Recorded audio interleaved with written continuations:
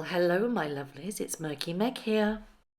It's Thursday, the 31st of October, and for those that take part, happy Halloween. It's quite sad. I love seeing trick-or-treaters, but now we've moved into quite a rural area, we don't get any. And I also went pumpkin picking with my eldest the other day, but because now my eldest and my youngest are both working, they haven't carved their pumpkins with me. So it's a bit of a sad Halloween for me.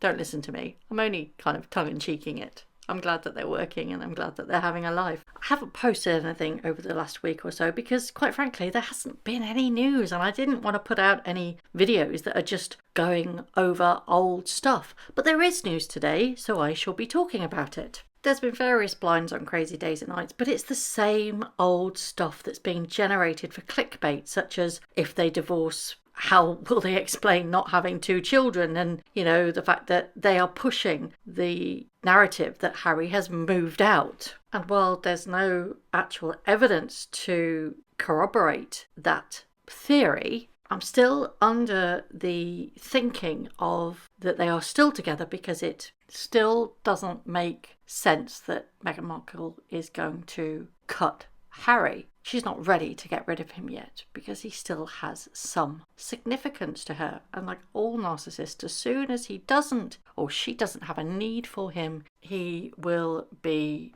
discarded. But I don't think that's going to happen just yet. Harry's popped up with regards to NATO. He addressed the NATO military conference via video link on the role of his charity in the Invictus Games in supporting wounded, injured and sick service members and veterans. He spoke to the committee on the breadth and development of the Invictus programme and the progress it is making to expand the scope of its mission. How on earth he actually got a slot at this particular conference is mind-boggling to me. He looked absolutely miserable in his corner office. And quite frankly, he's just a talking head for the Invictus Games right now. And I find it rather sad because he and his wife have just become like a showcase. And it's not really about the Invictus. It's when these events happen, it's all about her and him. And I find that really, really sad because it shouldn't be. It should be about the veterans. But it links nicely into what I really want to talk about.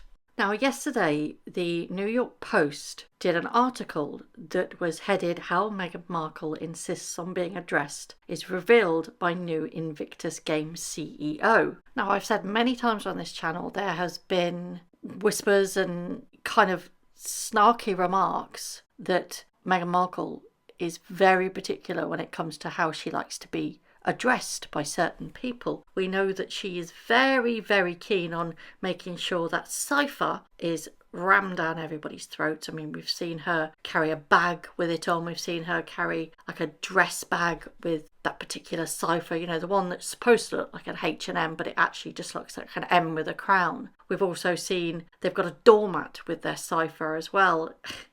She's obsessed with this title that she has been bestowed by our royal family, which is ironic seeing as she's absolutely kind of crapped all over the royal family, but is clinging on to dear life, to the only thing that really matters to her. And if I sound jaded, it's because I am, because it's the same old stuff over and over again. There's nothing new of substance that they have to offer. Anyway, the New York Post has reported that the newly appointed CEO of Invictus Games Vancouver Whistler 2025 has revealed how he was told to address Meghan Markle ahead of their first meeting earlier this year. Scott Moore, who landed the gig ahead of the Duke and Duchess of Sussex's trip to Canada in February, received advice that strayed from the usual protocol for addressing former senior members of the royal family. This is what he had to say about it. "I did make sure to ask how I should be addressing them when they get here. Moore was informed that a simple ma'am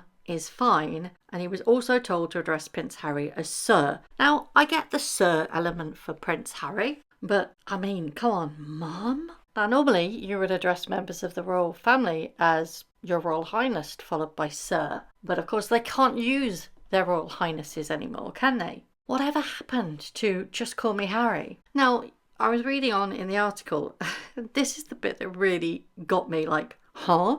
Says the 2025 Invictus Games will take place in Canada from February the 8th to February the 16th, which comes 18 months after the 2023 event held in Germany. At last year's Games, Markle hinted that the pair will bring their children, Prince Archie and Princess Lilibet, to the next event. I don't think that's going to happen at all. I think that's just some soundbite that she did to try and get people interested. There is no way on earth that she will or they will bring those invisible children to any event whatsoever. I say invisible children because that's exactly what they are. Nobody sees them. The only recent photograph, and I say recent, and it was this time last year, was an unconfirmed photo of them trick-or-treating with their kids, which was this photo, and it was never confirmed it was them. It has a semblance and a resemblance to them, but